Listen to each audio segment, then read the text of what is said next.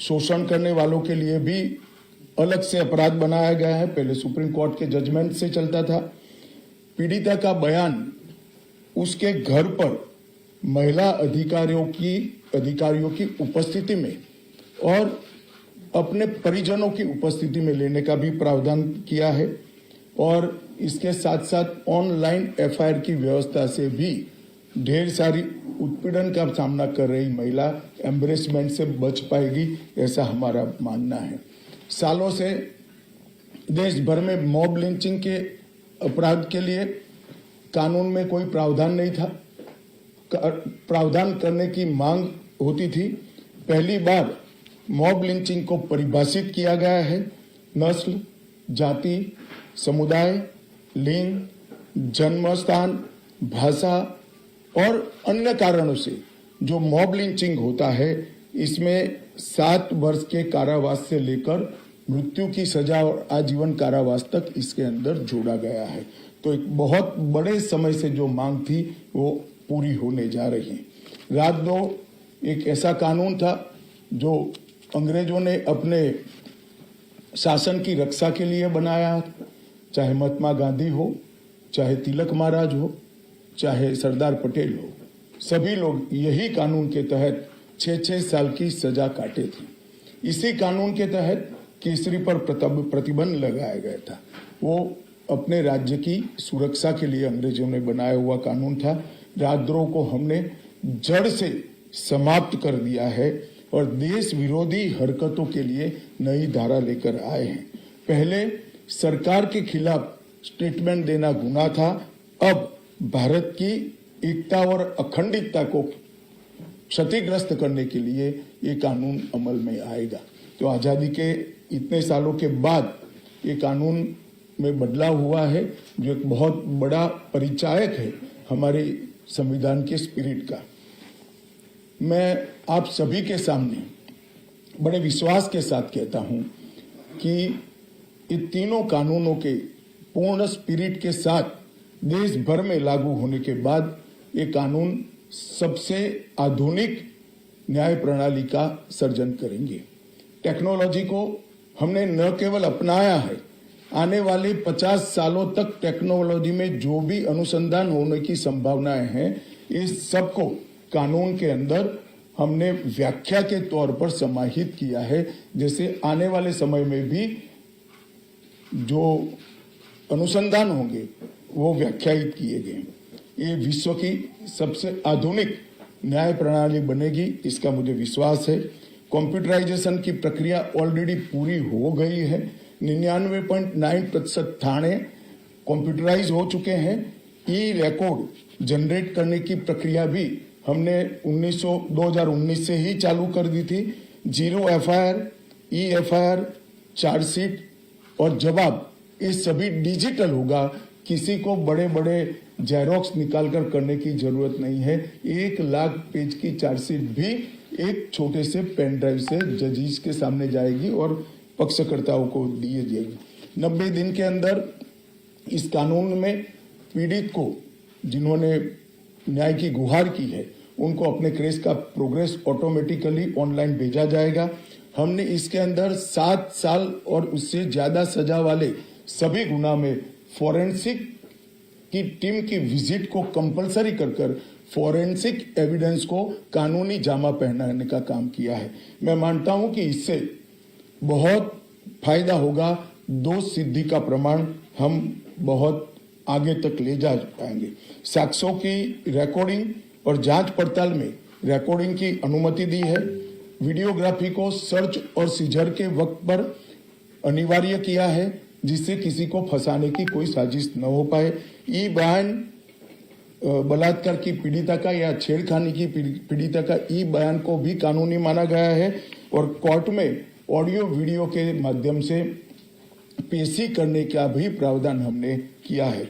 ई पेशी में गवाह, आरोपी, विशेषज्ञ और पीड़ित सभी को कानूनी जामा पहनाने का काम किया है। इसमें जो फॉरेंसिक विजिट को अनिवार्य बनाया गया है, इसको हमने दूरदर्शिता पूर्वक काम कर नेशनल फॉरेंसिक साइंस लेबोरेटरी 2020 में बनाकर इसके लिए ट्रेन मैन पावर का सर्जन का काम ऑलरेडी कर चुके हैं।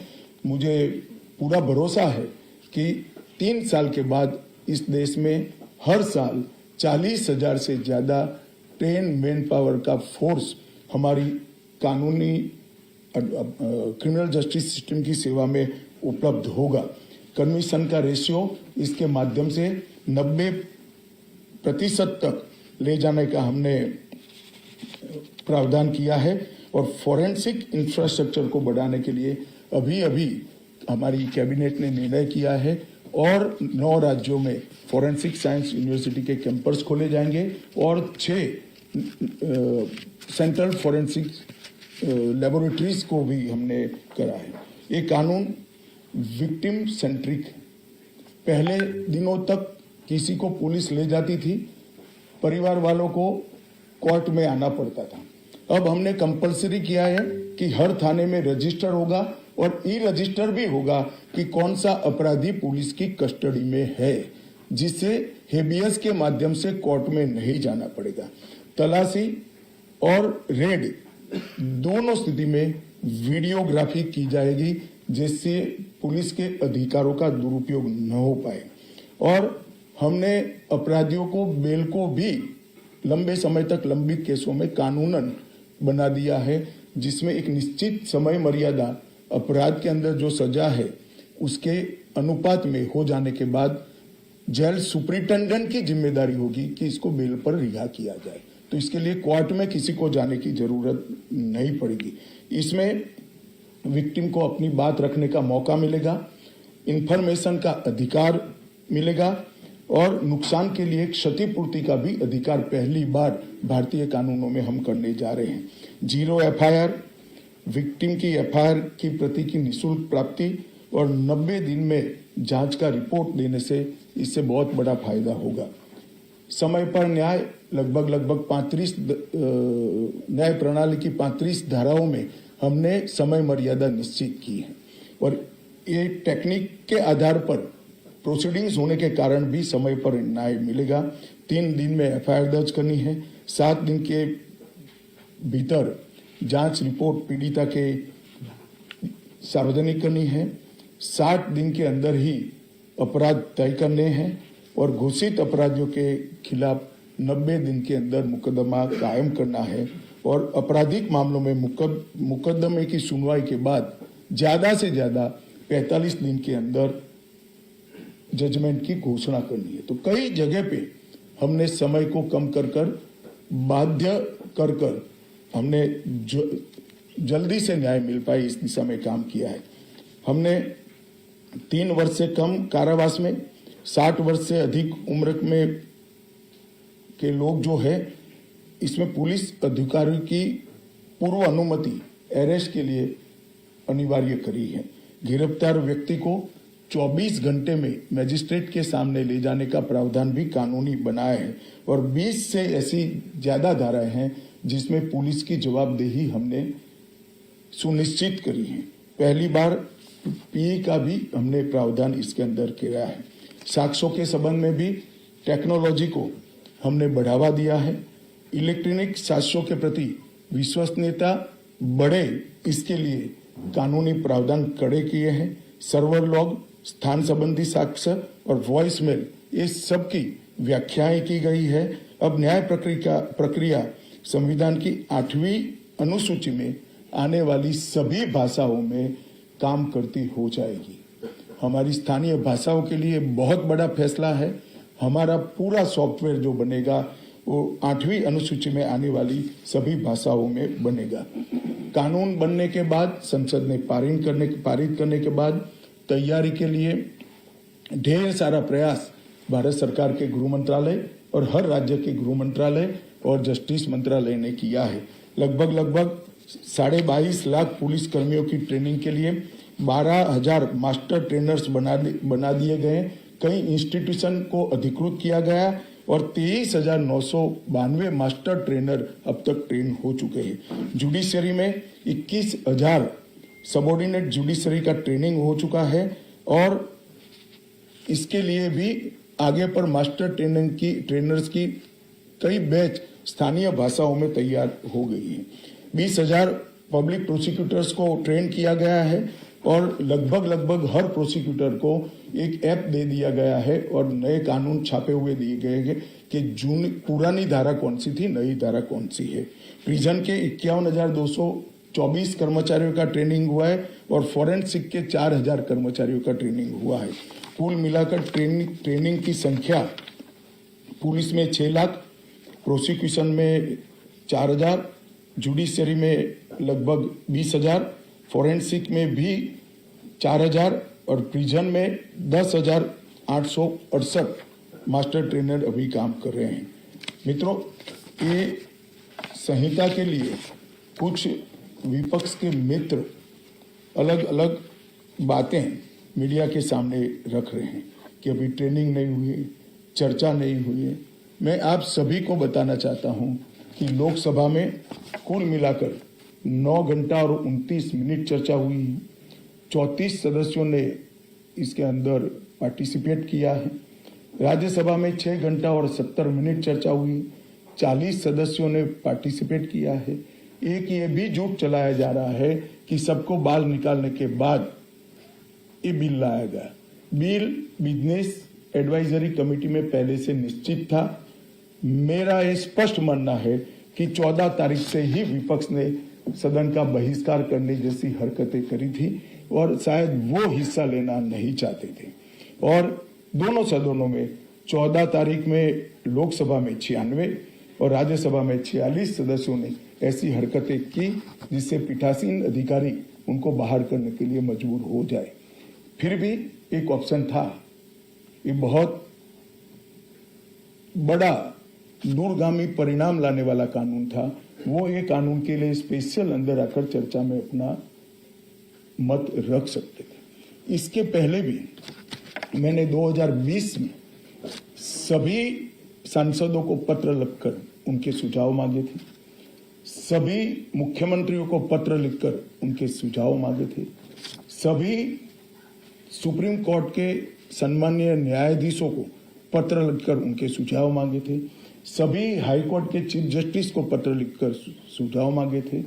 गृह सचिव जी ने सभी आईपीएस अफसरों से सुझाव मांगे थे, सभी कलेक्टर से सुझाव मांगे थे और ये सब सुझाव मिलाकर मैंने खुद अधिकारियों की बैठक को अलग करे तो मैंने खुद 158 बार इसकी मीमांसा कर बैठक कर विचार कर एक बिल बनाया।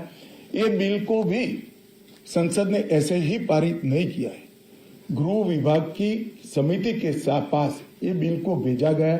2.5 महीना या तो 3 महीना इस पर विशद चर्चा हुई। सभी दल के सांसदों ने इसके अंदर हिस्सा लिया है, अपने सुझावों को रखा है।